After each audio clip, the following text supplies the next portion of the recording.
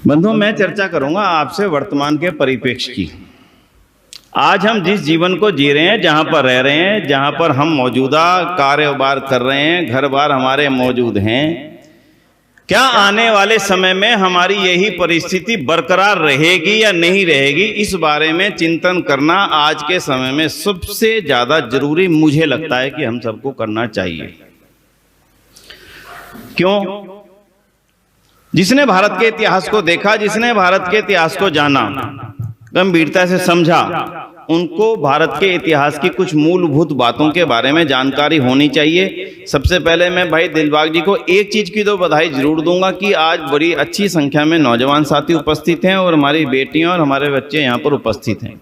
हो सकता है कुछ छोटी दो चार बच्चे हैं जो छोटी आयु के मेरी बात को ना समझेंगे, लेकिन बाकी सभी नौजवान यहाँ बैठे हैं, आज अपने भविष्य के बारे में चिंतन करने के लिए समय शक्ति जरूर लगाइएगा। भारत की आज जो वर्तमान स्थिति चल रही है उसको आप लोग वर्तमान में लगभग जानते हैं। इंटरनेट के माध्यम से, यूट्यूब के माध्यम से, फेसबुक के माध्यम से, कहीं ना कहीं से कुछ ना कुछ चीजें आपके पास लगातार आती रहती हैं, आप उसको देखते भी रहते हैं, पढ़ते भी रहते हैं। तो बंधुओं, मैं उन्हीं चीजों को लूंगा जो आपके सीधे तौर पर वर्तमान से और सीधे तौर पर भविष्य से जुड़ी हुई हैं। आज उसका चिंतन हम लोग बैठ करके इस आर्य समाज मंदिर के प्रांगण में अवश्य कर लें। अभी राम राज्य की चर्चा चल रही थी। जब बहन जी आई थी, जब मैं आया था यहाँ पर, तो बहुत सुंदर गीत चल रहा था। उन्होंने गीत सुनाया था लक्ष्मण जी का और किसका? सीता का। और उसको हम कल्पना कर रहे थे कि ये राम राज्य है, ऐसा राम राज्य होना चाहिए हमारे देश के अंदर, और वर्तमान में भी उसकी इच्छा रखते हैं, होना चाहिए। लेकिन बंधुओं, आज आपको इस बात की जानकारी हो जानी चाहिए कि वास्तव में आज जिस तरफ हमारा देश बढ़ रहा है, वर्तमान में समाज और देश दोनों एक साथ चलते हैं, अलग नहीं है। राजनीति और समाज अलग नहीं है, ना आप कर सकते ना हो सकता, साथ साथ चलेंगे हमेशा। जिस तरफ समाज का रुख चलेगा वैसी राजनीति का रुख होता चला जाएगा, अलग नहीं हो सकते। तो जिस तरफ हमारी राजनीति और जिस तरफ हमारा समाज वर्तमान में चल रहा है, वो राम राज्य की तरफ तो नहीं जा रहा, कमोबेश औरंगजेब के राज्य की तरफ वो चलता चला जा रहा है। आप कहेंगे औरंगजेब के राज्य में, राम राज्य में मूलभूत अंतर क्या है? अंतर कहां पर है? एक घटना आपने सुन ली, औरंगजेब के बारे में भी आपने अपनी पुस्तकों में जरूर पढ़ा होगा, नहीं तो कहीं ना कहीं से सुना होगा थोड़ा बहुत। कौन जानता है औरंगजेब के बारे में भाई? औरंगजेब के पिता के बारे में तो नाम बता दो, क्या नाम था? हाँ बेटा, ये तो गड़बड़ है भाई, ये तो मामला फिर मैं समझूंगा कि भैया तो गड़बड़ मामला। अरे औरंगजेब के पिता का नाम तो बताओ भाई। शाहजहां था। किसने बंद किया था उसको? क्यों जी, किसने बंद किया था उसको? एक तरफ बेटा बाप को जेलों में बंद करके भाइयों को मौत के घाट उतार करके राज कर रहा है, और एक तरफ एक बेटा अपने भाइयों के लिए राज छोड़ करके जंगल को जा रहा है। ये अंतर है औरंगजेब के राज्य में, बोलो राम राज्य में। विचार आपको ये करना पड़ेगा कि मैं अपने देश को राम राज्य की तरफ लेकर के जाऊं, या मैं अपने देश को अपनी आंखों के सामने औरंगजेब का राज्य बनता हुआ देखता चला जाऊं। ये विचार आज आपको करना ही पड़ेगा बंधुओं। इस विचार को करे बिना आप वापसी से इसको लेकर के राम राज्य की तरफ ले आओगे, संभव नहीं है। केवल 70 साल 75 साल पहले, लंबी घटना नहीं सुनाता, केवल 75 साल पहले, आजादी की 75वीं वर्षगांठ ये देश मना रहा है। केवल 75 साल पहले आपके देश का एक बहुत बड़ा हिस्सा था पाकिस्तान। था या नहीं? हाँ जी था ना, ये तो पढ़ी है ना आपने हिस्ट्री। क्यों हुआ था अलग? कांग्रेस ने कर दिया, गांधी जी ने कर दिया। हम लोग बहुत सुनते हैं इन बातों को। 3-4 साल पहले पंजाब में एक आयोजन था, उस आयोजन में एक सज्जन आए थे, बहुत अच्छे लेखक थे, उन्होंने बहुत अच्छी पुस्तक लिखी, बहुत मोटी शोध ग्रंथ लिखा। शोध ग्रंथ का विषय था पार्टीशन ऑफ इंडिया। इतनी मोटी ग्रंथ होगा, 700-800 पेज का होगा ग्रंथ। प्रोफेसर रिटायर हुए। मैंने पूरी जिंदगी हिस्ट्री पढ़ाई है, मैंने हिस्ट्री के अपने साक्ष्य ले लेकर के ये ग्रंथ लिखा है। आज इसका विमोचन होने वाला है। मैं भी उस कार्यक्रम में मौजूद था, मुझे भी कुछ शब्द बोलने का अवसर मिला। उन्होंने अपना विमोचन किया, 5 मिनट मुझे भी अपना कुछ 2 शब्द शुभकामना के बोलने का मौका मिला। मैंने उनको बोला कि आपका मैं बहुत धन्यवाद करता हूं कि आपने ये ग्रंथ लिखा है, आपने कितने सारे तथ्य इसमें लिखे कि किन किन किन किन किन किन कारणों से भारत और पाकिस्तान का विभाजन हो गया। लेकिन मैं हाथ जोड़ के एक निवेदन करना चाहता हूं कि अगर इसको संक्षिप्त करके, हो सकता है इस 800 पेज के ग्रंथ को कोई ना पढ़े, पर संक्षिप्त करके अगर आपको सक्षमता से कुछ बता सकें कि भारत और पाकिस्तान का विभाजन क्यों हुआ, तो उसके पीछे के केवल 2 शब्द थे। आपसे मैं एक उत्तर चाहता हूं कि वो शब्द बिल्कुल ठीक थे या इनमें और भी व्याख्या की गुंजाइश है। उन 2 शब्दों में व्याख्या हो जाती है कि पाकिस्तान और भारत का विभाजन हुआ क्यों। क्योंकि भविष्य में ना हो इसकी चिंता आज आपको करनी है, इसलिए मैंने इस शब्द को यहां पर आज पकड़ा है। और वो कारण बंधुओं केवल एक था, माताओं केवल एक था, ज्यादा नहीं थे। लंबी चौड़ी पुस्तकों को पढ़ने की आवश्यकता नहीं थी, वो ज्यादा थे और आप कम थे। दूसरा कोई कारण ना था और ना ही इतिहास बता सकता। बोलो ये बात ठीक है या गलत है भाई साहब? विचार करके बोलना भाई। मेरी बात समझ गए कि नहीं समझ गए? हाँ भाई, वो ज्यादा थे और आप आज विचार अब ये कर लेना, अगर ये 2 शब्द बिल्कुल सटीक थे भारत की और पाकिस्तान के विभाजन के लिए, तो आज हम ज्यादा होने की तरफ बढ़ रहे हैं या कम होने की तरफ बढ़ रहे हैं। केवल इतना विचार करना, बाकी विचारने की बात है ही नहीं आज। कुछ कोई लंबी चौड़ी विचारने की बात नहीं। बोलो भाई सब हाँ या ना, हो रहे हैं नहीं हो रहे? जब मैंने ये मान लिया वो ज्यादा थे हम कम थे, इसलिए हमें पाकिस्तान बनने को देना पड़ा। श्रीनगर क्यों खाली हुआ, इस घटनाओं को ज्यादा नहीं सुनाऊंगा क्योंकि आप सब प्रबुद्ध हैं, सब आगे की कहानी को समझ जाएंगे। वो घटना थी सन 47 की, और श्रीनगर की घटना कब की थी जी भाई साहब? कौन बताएंगे? अगर जो जाति अपने हरास को भूल जाती है, अपने इतिहास को भूल जाती है, इतनी जल्दी से भूल जाती है, समझ लेना कि उस जाति का इतिहास बन ही नहीं सकता। 90 बोलने को तैयार नहीं। हाँ जी 1990 की घटनाएं जानते हो कि नहीं जानते? कोई नौजवान बताएगा कि 1990 में क्या हुआ था? बोलो कोई बताइए। इनमें से 4 लाइन बैठी, दोनों पूरे नौजवान बैठे। बोल बेटे बता क्या हुआ था, बोल।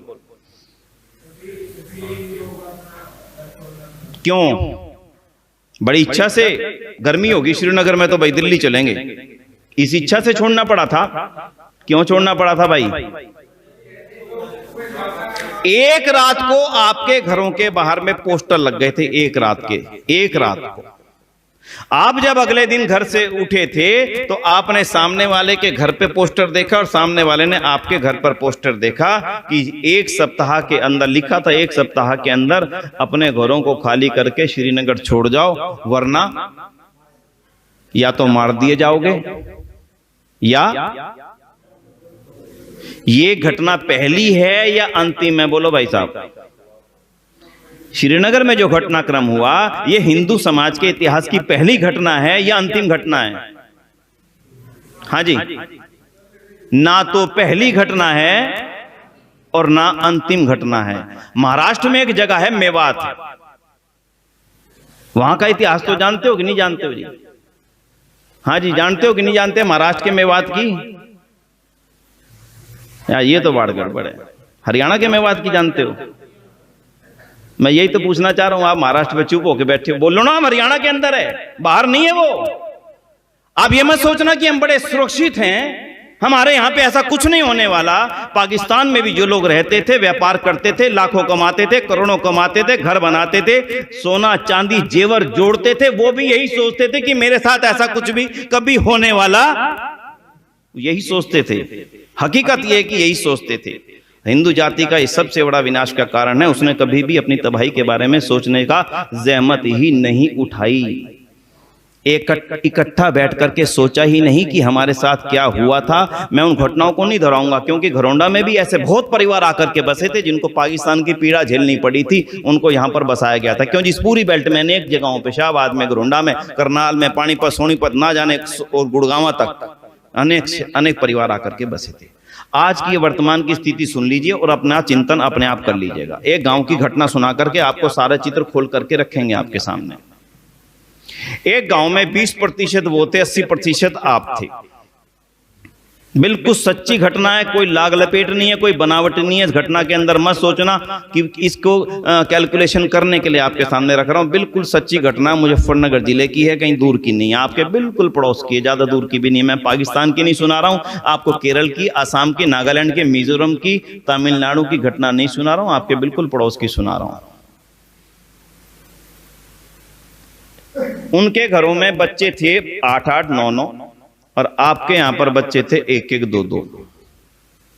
2 बच्चे जब हुए, लाला जी ने सोचा भाई इन बच्चों को बढ़िया पढ़ाओ, बढ़िया खिलाओ, शानदार, इनको लंदन भेजेंगे, इसको ऑस्ट्रेलिया भेजेंगे, एक को न्यूजीलैंड सेट कराएंगे, एक को अमेरिका सेट कराएंगे। खूब पढ़ाया, खूब लिखाया। अपनी जो खेती की जमीनें थी वो भी बेच करके बच्चों को पढ़ाया, और उनको एक को लंदन भेज दिया, एक दिल्ली जाके सेट हो गया व्यापार में। 1-2 पानीपत आ गए, 1-2 कहीं शामली चले गए, एक मुजफ्फरनगर चला गया। आपकी जमीनें किसने खरीदी भाई साहब? बोलो, ध्यान से सोच के बोलो, किसने खरीदी? भाई साहब बताओ, कौन खरीदेगा आपकी जमीनें? जिसके 8 बच्चे होंगे उसकी जरूरत है जमीन खरीदना, जिसके 2 बच्चे हैं उसकी जरूरत अब जमीन नहीं रह गई। जिसकी जमीन नहीं होगी उसका ये देश नहीं होगा। आपको एक भारत का कानून बताता हूं, आप में से कुछ लोग जानते होंगे।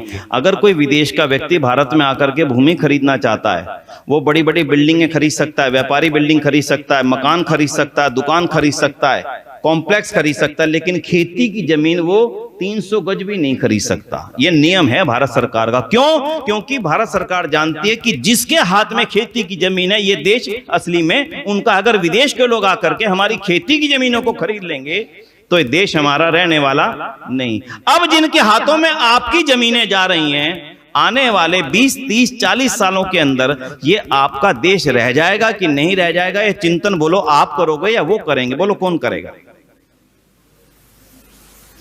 ये घटना स्थिति आज से 25 साल पहले की है, 30 साल पहले की, और आज उसके अंदर, उस पूरे गांव के अंदर आप 20% हो, वो 80% हैं, और 90% जमीनें उनकी हैं, 10% जमीनें आपकी हैं। ये बिल्कुल हूबहू परिस्थिति है गांव की, मैंने आपके सामने उठा करके रख दी है। 45, 50, 55, 60 साल पहले मेवात की ठीक कमोबेश यही परिस्थिति थी। आप में से शायद नहीं गए मेवात कोई, या आप में से कोई गए भी होंगे, देखा भी होगा, कम से कम सुना तो होगा, जाना जरूर होगा। तो आज मेरा चिंतन केवल इन घटनाओं को बताना नहीं है बंधुओं, इसके समाधान की ओर चर्चा करना है। केवल इन चिंतन को बता करके, चिंता को बता करके यहां से बात थोड़ी खत्म हो जाएगी। हमें इसके समाधान की ओर बढ़ना है कि क्या हम समाधान कर सकते हैं। और समाधान केवल वो होता है जो टंकी खाली होने से पहले उसके अंदर पानी लीक हो रही है ना टंकी, और समय पर देख करके उसका इलाज कर दे, और टंकी खाली होने के बाद में आप उसका इलाज करते रहो तो बोल लेगी उसमें और कुछ नहीं होने का, कोई इलाज नहीं है उसका। इसलिए बंधुओं, आज 2-3 मुद्दों पे चर्चा मैं आपके समक्ष रखूंगा। और पहला मुद्दा है, अपने आप को मजबूत करने की तैयारी कर लो। मजबूत कैसे करेंगे उसके 3 रास्ते आज आपके सामने बताऊंगा, क्योंकि समय की सीमा है। समय की सीमा को मैं भी बखूबी जानता हूं, समझता हूं। आपका देश गुलाम हुआ क्यों था? ये सारी दुनिया में राम राज्य तो था, आखिर दूसरों को हमारे यहां पर आने का मौका मिला क्यों था? उनके कारणों को थोड़ा सा जान लेंगे तो समझ में आ जाएगा कि आगे आने वाले समय में मुझे इन कारणों को पैदा नहीं होने देना। समझ में आ जाएगा कि हाँ, ये बात बिल्कुल ठीक है। केरल का उदाहरण लेते हैं। आदि गुरु शंकराचार्य केरल के अंदर पैदा हुए थे। उस केरल के अंदर, जिस केरल के अंदर एक एक व्यक्ति वेद का मंत्र पाठ करना जानता था, कौन सा गांव ऐसा था जिस गांव के अंदर वेद पाठ ना होता? यानी कि पूरा का पूरा केरल हिंदू था। हमने अपने हाथों से अपने भाइयों को कैसे दूसरे धर्म में पहुंचाया, आज उसकी घटना जान लें, क्योंकि आज आने वाले समय में हमें इन्हीं से रूबरू होना पड़ रहा है। जब पूरा केरल हिंदू था तो आखिर आज क्या परिस्थिति होगी कि वहां पर हम केवल 40% रह गए हैं। देखना जी, आज हम केवल 40% है वहां पर, ध्यान देना, 40, केवल 40%। क्यों हुए? केवल उसका घटना सुन लीजिएगा। घटना यह हुई कि केरल में मसाले पैदा होते थे और मसालों का व्यापार देश में, दुनिया में जाता था। तो हमारे देश के अंदर वो व्यापारी आते थे अरब से, और हमारे देश से वो मसाला खरीद करके लेकर के जाते थे और अपने देश में बेचते थे। एक व्यापारी ने ये कह दिया कि राजा साहब, हमारे देश के मसाले वो आदमी 1 रुपए में खरीद करके ले जाता है और दूसरे देश में 10 रुपए में जाकर के बेच देता है। सारा लाभ तो वो कमा रहा है, जो लाभ हमारे इससे आना चाहिए। व्यापारी तो, व्यापाराना तो इसी को कहते हैं। तो उसने कहा भी क्या करना चाहिए? बोले करना यह चाहिए कि हमारे देश का व्यापारी इन मसालों को लेकर के दूसरे देश में जाए, वहां बेचे। तो हमारे को यहाँ से 1 रुपए में जो हम पढ़ते हैं, वहां 9 रुपए में, 10 रुपए में, नहीं तो 8 रुपए में तो हम बेच के आएंगे। वो जो 9 रुपए लाभ दूसरा कमा रहा है, वो 8 रुपए 7 रुपए लाभ हमारा व्यापारी कमाएगा। ठीक होगी। राजा ने कहा भाई बहुत अच्छी बात है, ऐसा ही करना चाहिए। करें कैसे? एकदम से हमारा अंधविश्वास आड़े आ गया। जैसी राजा ने कहा कि हम इस व्यापार को शुरू करना चाहते हैं, कौन लोग हैं जो व्यापारी बन के बाहर जाएंगे, हमारा एक वर्ग ऐसा खड़ा हो गया जिसने कहा राजन ये पाप मत कर देना, जो व्यापारी यहां से 7 समुंदर पार करके मसाले बेचने जाएगा उसका धर्म क्या हो जाएगा जी, भ्रष्ट हो जाएगा, इसलिए ये पाप तुम मत करना। राजा के मन में तो लालच आ चुका था पैसे का, किस राजा को नहीं होता, मुख्यमंत्री को भी लालच है ज्यादा से ज्यादा पैसा आना चाहिए मेरे राज्य में। तो राजा ने कहा भाई युक्ति बताओ, युक्ति बताओ, करें क्या, तरीका क्या निकालें। तो क्या युक्ति निकाली गई, आप उसको सोच करके रात को चिंतन तो जरूर करोगे बंधुओं।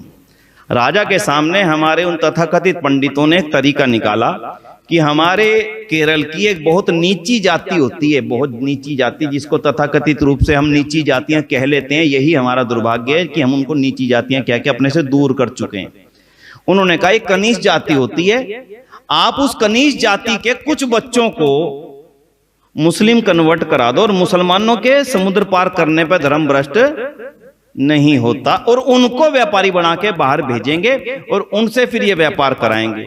ध्यान देना भाई साहब, हमने अपने हाथों से, राजा ने अपने हाथों से अरब से बुला करके मौलवी अपने ही भाइयों को अपने हाथों से अपने राज दरबार में मुस्लिम बनाया और उनको व्यापार करने के लिए विदेश में भेजा। जब वे व्यापार करने के, जैसे क्या किया, आपके 10 भाई हैं, 10 में से एक को ले लिया, इस भाई में से एक को ले लिया, जैसे सरदार बने थे कभी वैसे ही उनमें से एक को ले लिया, 10 का जोड़ बना के नदी में नाव दे के दे दिया, भी जाओ बेच के आओ सामान। जब वो वापिस आए लौट करके तो आपके अपने घरों में जाएंगे ना जी वो तो।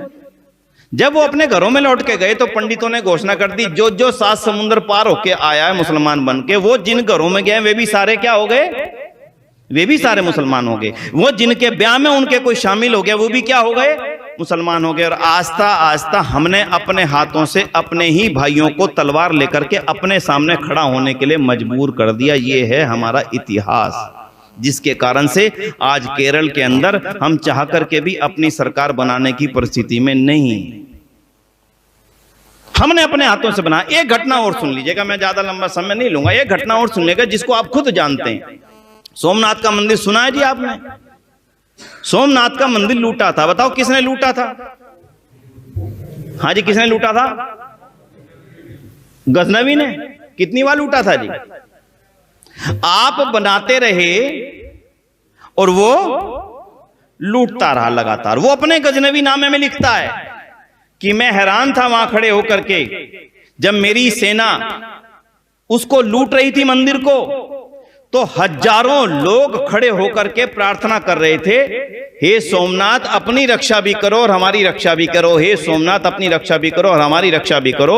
अगर उस समय वो हजारों लोगों की भीड़ मेरी मुट्ठी भर सेना को एक एक पत्थर भी फेंक देती तो मेरी सेना के पांव उखड़ जाते, लेकिन इस अंधविश्वास के ढोल ने हमें गुलाम होने पर मजबूर कर दिया और आपकी सोने की चिड़िया का सारा पैसा, सोना चांदी निकल करके उन देशों में चला गया और आपका देश दरिद्र होता चला गया, जिसका परिणाम आज भी आप और हम लगातार भुगत रहे हैं।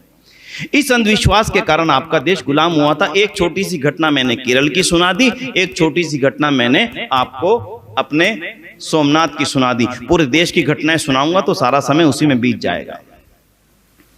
बंधुओं, अब हम करें क्या? तो ज्यादा नहीं, केवल 2 बातों के ऊपर अगर हम पूरा ध्यान देंगे तो हम अपने आने वाली संतति को इस दंश से बचा सकते हैं। आज जम्मू कश्मीर की स्थिति क्या है? आप में से कोई श्रीनगर गया है जी? पिछले 20 सालों के अंदर लगभग गए हैं जी, घूमने गए हैं? कोई हिंदू परिवार दिखा है जी आपको श्रीनगर में? यह फैक्ट है कि पूरी श्रीनगर घाटी के अंदर एक भी हिंदू परिवार रहता नहीं है।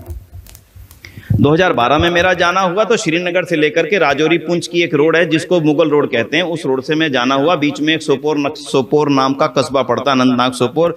हमारी गाड़ी वहां पर रुकी। हमें सख्त हिदायत थी कि बस से नीचे मत उतरना, कुछ भी मंगवाना ड्राइवर को बोल देना, बोतल पानी वानी की वो लेकर के आ जाएगा, आप मत उतरना कहीं पर नीचे। हम नहीं उतरे।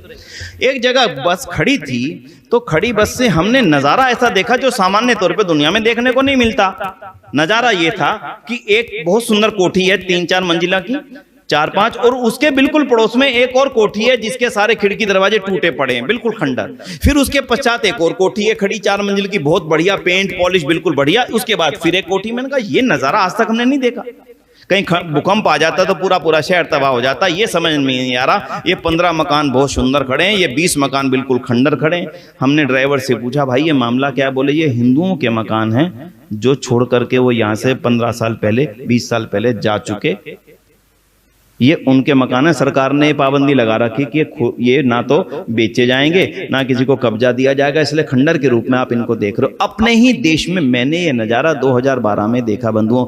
ये स्थिति हरियाणा में नहीं आएगी, ये स्थिति कभी गरौंडा में नहीं आएगी, ये स्थिति कभी करनाल में नहीं आएगी। इस मुगालते में रहने की कोशिश मत करना बंधुओं। मैं इस निवेदन के साथ में आज रात को आपको कुछ देर जगाने के लिए आया हूं। इस मुगालते में मत रहना कि ये स्थिति यहां पर नहीं आएगी। तो अब करें क्या? दो ही काम करने। पहला, मजबूत एकता, मजबूत जागरण, चर्चा जो हमने बिल्कुल छोड़ दी। क्यों? हमारे पास इकट्ठे होने की जगहें नहीं है। हमारे मंदिर हैं लेकिन हम मंदिर में इकट्ठे नहीं जाते। ये बात ठीक है भाई साहब? गलत है। मंदिर में मैं जाता हूं, जल चढ़ा करके वापिस आता हूं, फिर दूसरा जा रहा, फिर चौथा जा रहा, पांचवा आ रहा, आठवां जा रहा, 14वां आ रहा, 15वां जा रहा। हम इकट्ठे नहीं जाते और हमारी ये ताकत दुनिया को दिखती नहीं है जिसको दिखानी चाहिए। इसीलिए हम कमजोर दिखते हैं अपने आप को। आप जब 500 लोग एक साथ होकर के कभी इकट्ठा जाएं और 500 लोग इकट्ठा मुड़ करके वहां से वापिस आए, दुनिया को दिख जाएगी कि ये कमजोर नहीं है, ताकतवर है। ये पहली आपकी कमजोरी है जिसको दूर आप कोरोना में करने की कोशिश करो। महीने में एक बार 1 घंटे के लिए ये व्यवस्था बनाओ कि भाई मिलकर के इकट्ठे 21 बार 31 बार गायत्री मंत्र का पाठ करेंगे, बस और कुछ नहीं है। केवल 1 घंटे के लिए इकट्ठा सारा घरोंडा, नौजवान, परिवार सारे आओ, 1000 2000 की संख्या में इकट्ठे हो जाओ। उनको आंख हो जाएगी कि ये हिंदू समाज अब कमजोर नहीं रहा। हम जिस दिन इकट्ठे होकर के खड़े हो गए उसमें ये मत देखना ये छोटा ये बड़ा, ये ऊंचा ये नीचा, ये सैनी ये वो, ये ना देखना। जिस दिन आपने देखना छोड़ दिया आप वो सारी ताकत प्राप्त कर जाओगे जिस ताकत की इस समय आपकी जरूरत है। हमारी ताकत कमजोर कैसे हुई? इस उंगली को हमने काट के वहां फेंक दिया, इस उंगली को काट के वहां फेंक दिया, इस उंगली को काट के वहां फेंक दिया, इस उंगली को काट के वहां फेंक दिया। इसके साथ मैं पानी नहीं पीऊंगा, इसके साथ मैं खाना नहीं खाऊंगा, इसको ब्याह में नहीं बुलाऊंगा, इसको घोड़ी नहीं चढ़ने दूंगा, इसके ब्याह में ये नहीं करने दूंगा। हमारे सारे हाथ जब अलग अलग चढ़ गए, कोई हमारा एक हाथ उठा के ले गया, कोई हमारी एक उंगली उठा के ले गया, कोई हमारी एक उंगली उठा करके ले गया, और सारी उंगलियां जब इकट्ठी होकर अपने हाथों में तलवार लेकर के आ गई तो मेवात बन गया। मेरी बात आप समझ गए जी मैं क्या कहना चाह रहा हूं? वो और कोई नहीं है, वो आपके वो लोग हैं जिनको आपने तिरस्कृत किया था, आपने अपने से दूर भगाया था। मेरे मंदिर में अंदर मत घुस जाना, अंदर घुस गया तो टांगे यहीं तोड़ दूंगा। मेरे खेत पे पानी मत भर लेना, मेरे कुएं से पानी मत भर लेना। आपने भरने नहीं दिया, दूसरा व्यक्ति अपने साथ लेकर के गया, अपने साथ पानी भरवाया। क्या ऐसे आप मजबूत हो सकोगे?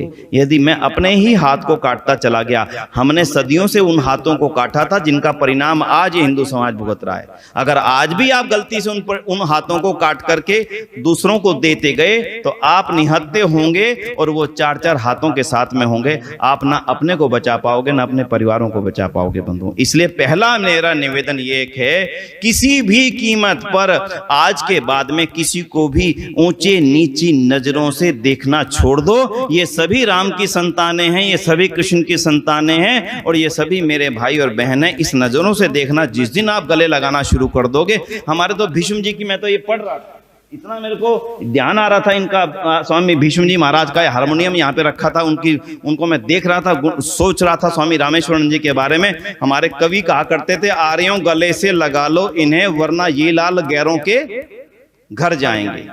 गए नहीं रोक पाए। स्वामी श्रद्धानंद अकेले थे जो वापसी लाए, भगत फूल सिंह अकेले थे जो वापसी लाए आपके सोनीपत के।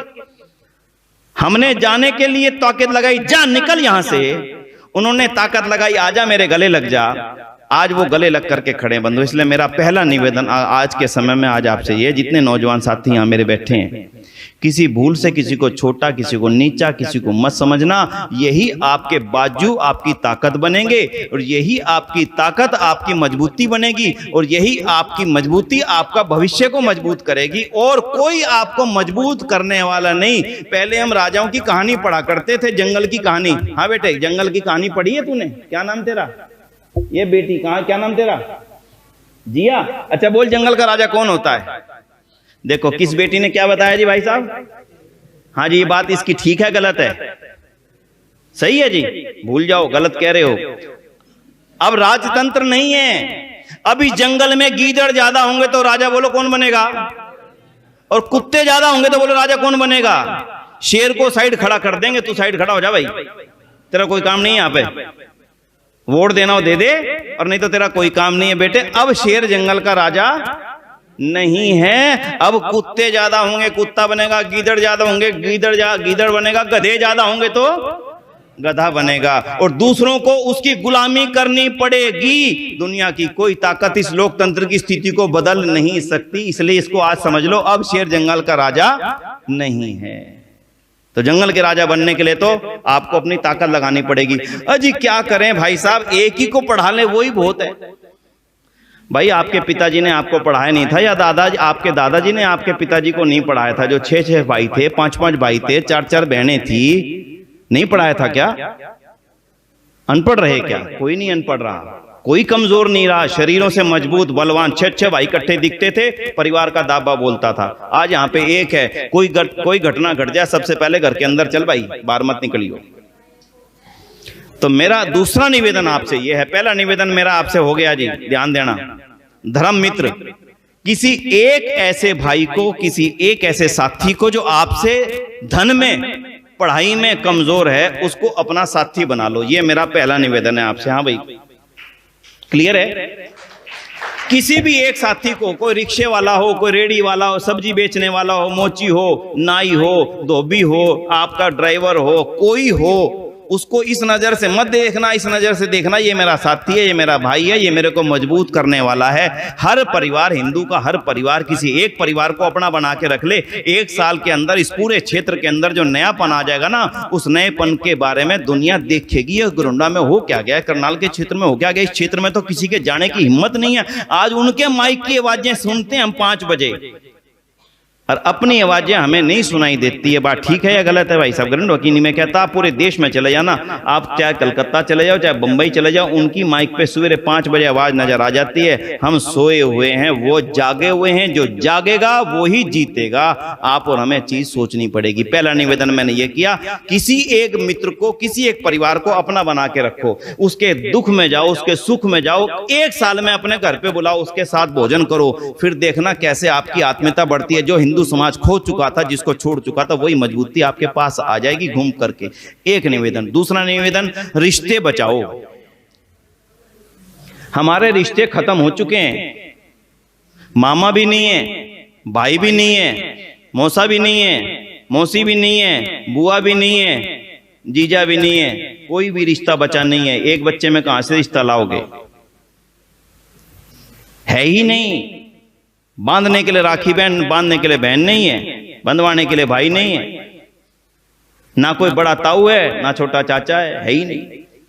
अगर हिंदू समाज इन रिश्तों को बचाना चाहता है, अगर जनसंख्या बढ़ाने की बात करो, भाई बचाने की बात कर रहा हूं, मानना चाहो तो मानना, और नहीं बचोगे। आपकी धन संपत्ति जिसको आप कमा रहे हो, वो किसके काम आने वाली है, इसका गौर करके चलना। 2 निवेदन मैंने आपसे कर दिए। रिश्तों को बचाने का निवेदन भी मैंने आपसे कर दिया। माताओं से भी निवेदन है और आपसे भी निवेदन है। भाई आपके घर कोई कमी नहीं है अब धन संपत्ति की। कम से कम भाई बहन का रिश्ता तो बचा के रखो। कम से कम जितने हो उतने तो रहो। जितने हो उतने रहने के लिए हर परिवार में 2 बच्चों का होना जरूरी है। कम से कम बता रहा हूं, ये मिनिमम रिक्वायरमेंट है, बेसिक मिनिमम जिसको कहते हैं ना, बियर मिनिमम। जो भारत सरकार वो 2 पार्टियां मिलकर चलाती हैं, कॉमन मिनिमम प्रोग्राम, जैसे आपके हरियाणा में इस समय चल रहा है कॉमन मिनिमम प्रोग्राम। तो मिनिमम जरूरत है, कम से कम 2 बच्चे होने चाहिए। अब तो एक के बच्चे की भी रोना खत्म हो रही है। ऐसे परिवार देखने में मिल रहे हैं जो कहते हैं जी जुड़ती नहीं है, जुड़ती नहीं है। तो इसलिए बंधुओं 2 चीजों को निवेदन करता, विशेष रूप से बार बार कह रहा हूं मैं आपसे। आप कहोगे इसी बात पे जोर क्यों दे रहे हैं? क्योंकि यही एक अंतिम रास्ता है, दूसरा कोई रास्ता अब है ही नहीं। इसलिए अब इन बातों को और ज्यादा जानने के लिए मैं अब 3 पुस्तकों के नाम आपके सामने रख रहा हूं। पहली पुस्तक है, अगर हमारे दिलबाग जी ने मंगाई हो या पढ़ी हो तो मुझे नहीं पता, मोपला पढ़ी है जी आप में से किसी ने? किस ने पढ़ी है जी मोपला? 1 2 3 4 5 भाइयों ने पढ़ी है। हर हिंदू के घर को पढ़नी चाहिए मोपला नाम की पुस्तक, हर हिंदू को पढ़नी चाहिए। आंखें में आंसू ना आ जाएं कि ये हुआ है हमारे साथ, तो मैं आपको गारंटी देता हूं कि भैया इसको पढ़ करके नई ज्योति पैदा होगी आपके मन में अपनी जाति की रक्षा करने की। एक बात।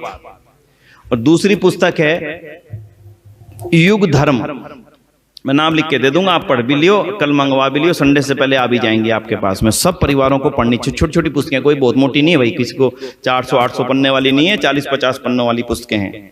दूसरी पुस्तक है युग धर्म। युग धर्म की कहानी में सुना करके, ताकि आपको एहसास हो जाए कि हमने क्या खोया है। अभी की बता देता हूं, केवल अभी की, कुछ समय पहले की, यानी कि मुश्किल से मुश्किल 3 साल पहले की राजस्थान के गांव की घटना है। राजस्थान के गांव के अंदर एक दलित परिवार था, उसको मना कर दिया भी इस कुएं से तू पानी नहीं भरेगा। परिवार ने जैसे तैसे गुजारा किया, उनकी डेथ हो गई। अब अकेली महिला बच गई। अब महिला अकेली, वो भी बूढ़ी बेचारी, पानी कहां से भरे, कहां जाए, इतनी दूर 2.5-3 किलोमीटर दूर जाके पानी भर के लावे। उसने हाथ जोड़ के कहा जी मुझे यहीं से पानी भर लेने दो, मुझे कैसे तैसे। बोली तू पड़ेगी नहीं यहां से। इतनी बुरी हालत कर दी कि उसको पानी नहीं भरने दिया। मौलाना आए उसके घर में और उसको ये कहा कि तू मुसलमान बन जा, और मुसलमान बनने के बाद में सारे इलाके के मुसलमान तेरे साथ चलेंगे इसी कुएं पे पानी भरने, और फिर हम देखेंगे कि तेरे को रोकने वाला कौन है। वो ही हुआ। पहले जो लोग उसको धमकी दे रहे थे कि तेरे हाथ काट देंगे अगर इससे पानी भर लिया, वही लोग दूर खड़े थे, और सबके सामने उस महिला ने मुस्लिम धर्म ग्रहण करके और उसी कुएं से पानी भरा। यानी आप कल्पना करके देखो हिंदू धर्म की दुर्गति, कि हमारा दलित भाई उससे पानी नहीं भर सकता, लेकिन मुसलमान को उसी कुएं से पानी भरने का अधिकार देने वाले हम धर्म के ठेकेदार हैं। ये है आपकी दुर्गति के कारण। और इन सारी दुर्गति के कारणों को बताने वाली पुस्तक अगर कोई है सच्ची घटनाओं से भरी हुई, वो है युग धर्म नाम की पुस्तक। छोटी सी है, 20-25-30 रुपए की होगी, महंगी नहीं है, लेकिन पढ़ने के पश्चात आपकी ड्यूटी बढ़ जाएगी। ये ध्यान रखना, खाली नहीं बैठ सकते आप। केवल धन कमाने के लिए जीवन नहीं है, केवल दुनिया की मौज मस्ती लेने के जीवन नहीं है। और तीसरी पुस्तक है हिंदू संगठन। स्वामी श्रद्धानंद जी महाराज, जिनका चित्र आप यहां पर देख रहे हैं, स्वामी श्रद्धानंद जी महाराज ने बहुत सुंदर पुस्तक लिखी थी, उसका नाम है हिंदू संगठन। उनकी पुस्तक को लिखने के पीछे के कारण को आप देख लेना, आज आपको एक बहुत बड़ा खुलासा होगा। 1921 में 20 में वो कलकत्ता में निवास कर रहे थे। जिन दिनों हर 10 साल बाद एक सेंसस की रिपोर्ट आती है, जैसे अब भी 10 साल बाद आती है, प्रक्रिया अंग्रेजों ने शुरू करी थी। जब 1920 की सेंसस की रिपोर्ट आई, उसको पढ़कर के, उसके आंकड़ों को पढ़कर के स्वामी श्रद्धानंद ने यह कह दिया उस समय कि अगर यही गति बनी रही तो ठीक 100 साल में आप अल्पसंख्यक हो जाओगे, और अगर उस अल्पसंख्यक होने से रोकना है अपने आप को, तो आपको ये कदम उठाने पड़ेंगे। उस समय उन्होंने कल्पना की थी, और आज ठीक 100 साल उस घटना को हो चुके हैं, उनकी उस पुस्तक को लिखे हुए हिंदू संगठन को। आज अगर आप कल्पना करें उनकी कैलकुलेशन की, तो उनकी कैलकुलेशन बिल्कुल ठीक थी। भारत के, बांग्लादेश के और पाकिस्तान के मुसलमानों की संख्या को मिला लो इकट्ठा, और टोटल हिंदुओं की संख्या को मिला लोगे, तो आज 55 और 65 का रेशियो पहुंच चुका। 55 और 45 का रेशियो पहुंचा हुआ भाई साहब। 55 आप हो, 45 वो हैं, तीनों का मिलाने के बाद में। कोई गलती तो नहीं थी जिनकी गणना में, आप विचार करके देखना। तो इसलिए आप सबको हिंदू संगठन तीसरी पुस्तक में निवेदन करता हूं, वो जरूर पढ़ो। ये 3 पुस्तकें पढ़ने के पश्चात में मन में अब ये संकल्प ले लो, मेरे आने वाला जीवन, आने वाला मेरा समय इस हिंदू जाति की रक्षा के लिए लगे, और मैं इस देश की रक्षा कर पाऊं। क्यों? हिंदू बचेगा तो ये देश आपका है, नहीं तो आप पाकिस्तान में रहे या यहां रहे, दोनों में से कोई अंतर होने वाला नहीं है। इसलिए बंधुओं, मैं पूज्य माता शक्ति से सबसे ज्यादा निवेदन करता हूं, बच्चों को मजबूत बनाओ, बच्चों को कमजोर मत बनाओ। छोटे छोटे बच्चों को, आर्य दल की शाखा यहां लगती है, उस शाखा में उनको भेजो। आर्य वीरांगना दल की शाखा नहीं लगती तो आर्य वीरांगना दल की शाखा अर्थमार्ग रोंडा में लगे।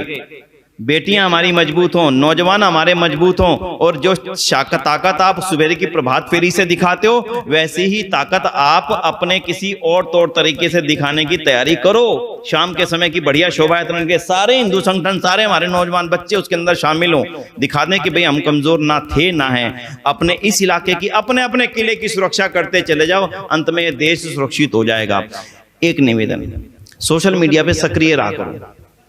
जब कोई ऐसी खबर, जब कोई ऐसी चीज आती है जो वास्तव में दुनिया को बताने की है, तो उसको अपने तक सीमित मत रखो, अपने मित्रों तक, लोगों तक उसको पहुंचाओ। ज्यादा लंबी चर्चा का कभी और समय मिलेगा, 3-4 घंटे की चर्चा का, तब मैं सारी स्थितियों को आपके सामने रखने की कोशिश करूंगा कि आपके साथ क्या हो रहा है जिसको आप देख नहीं पा रहे, जिसको आप देख नहीं पा रहे। आपकी फिल्मों के माध्यम से आपके साथ में क्या हो रहा है, आपके अभिनेताओं के माध्यम से आपके साथ में क्या हो रहा है, और ना जाने राजनीतिक दल आपके साथ में क्या क्या करने की कोशिश कर रहे हैं। एक अंतिम बात कह के आज की इस चर्चा को यहां विराम करूंगा। आपके साथ में जो सबसे बड़ा एक षड्यंत्र हो रहा है उसको सुन लीजिएगा, फिर आज की शांति पाठ करेंगे। हमारा साथ षड्यंत्र क्या हो रहा है, आज हम राजनीति के शिकार हैं। ये 2 हिस्से बैठे हैं जी, एक हिस्सा ये है, एक हिस्सा ये है। एक हिस्सा वो है जो यहां पर उपस्थित नहीं है आज, समझ गए किस हिस्से की बात कर रहा हूं। एक अगड़े, एक और एक तीसरे। राजनीतिक पंडित ये कहते हैं किसी तरह से इस पिछड़े हिस्से को इनके साथ खड़ा कर दो लाके एक दफे, फिर जो सरकार बनेगी इनको तो हम 5 मिनट में निपटा लेंगे। बिल्कुल ये षड्यंत्र आपके साथ हो रहा है। पूरा सोशल मीडिया के ऊपर ना जाने कम से कम हमारी गिनती के अनुसार 250 से ज्यादा यूट्यूब चैनल हिंदुओं की अगड़ी और पिछड़ी जातियों में दरार डालने के लिए लगातार काम कर रहे हैं, और हमारी वो जातियां अपने घरों से राम का चित्र हटा रही हैं और कृष्ण का चित्र हटा रही हैं, और ये कहती हैं इन्होंने हमारे लिए क्या किया, इन्होंने तो हमें पिछड़ा बनाया, इन्होंने हमें दलित बनाया। ये कहने का नतीजा केवल उनका एक है। हमारे देश में वो वर्ग पैदा हो चुका है जो कहता है कि राम का पुतला जलाएंगे, रावण का पुतला यहां पर जलने नहीं देंगे। आपके इन विचारों का ये प्रभाव पड़ा। इसलिए बंधुओं, इस 2 वर्ग के बीच में जो हरी पट्टी है ना, ये जरा सी इसको खत्म कर दो। राजनीतिक लोग केवल सत्ता चाहते हैं, उनके दिमाग में इससे ज्यादा कुछ भी नहीं है। वो सत्ता किस तरह से हासिल हो वो हर तरीके अपनाने को तैयार हैं, लेकिन अपने बीच में दरार पैदा मत होने दो। अगर इन 2 वर्गों में से एक वर्ग निकल करके उनके साथ में जाकर के खड़ा हो गया, आप लोगों का जीना पूरी तरह से मुश्किल हो जाएगा। ये जानना चाहते हो तो केरल चले जाओ, ये जानना चाहते हो तो पश्चिम बंगाल चले जाओ, ये जानना चाहते हो तो असम के दक्षिण जिले चले जाओ, अरुणाचल प्रदेश चले जाओ, जम्मू कश्मीर चले जाओ, आपको इन सब चीजों का एहसास हो जाएगा। इसलिए आओ इस देश की और इस जाति की रक्षा करने के लिए अपना सर्वस्व न्यौछावर करने की तैयारी करें। फिर कभी चर्चा होगी, प्रश्नोत्तर सेशन में और ज्यादा चर्चा आपके बीच में रखने का मैं प्रयत्न करूंगा। आपने बड़ी धैर्य से इन चर्चाओं को सुना है, और मुझे पूरा विश्वास है कि आप सब इस रक्षा करने के धर्म यज्ञ में मजबूती से सम्मिलित रहेंगे, और इन 3 पुस्तकों को मंगवा करके आप इनको सभी पढ़ें। नहीं तो ना आपका धन काम आएगा, ना आपके मकान काम आएंगे, ना दुकान काम आएगी, ना आपका बैलेंस काम आएगा, जिससे मैं भागना पड़ेगा। ना पाकिस्तान में किसी का काम आया था, ना बंधुओं माफी चाहूंगा, ना यहाँ किसी का काम आएगा। बाकी आप समझदार हैं, इसी चीज का चिंतन करो। और एक जो निवेदन मैंने दिलबाग जी आपसे किया, हिंदू संगठनों के लोगों को इकट्ठा करके महीने में 1 घंटे का समय इकट्ठे होना है सबने, और एक स्वर में माइक के अंदर गायत्री माता या जो भी आप ठीक समझते हो विचार करके उसको बोलो। इकट्ठे जाओ, इकट्ठे आओ, आपकी ताकत बरकरार होगी। इन शब्दों के साथ में आप सभी का बहुत बहुत आभार। ओम शांति, ओम शांति, धन्यवाद।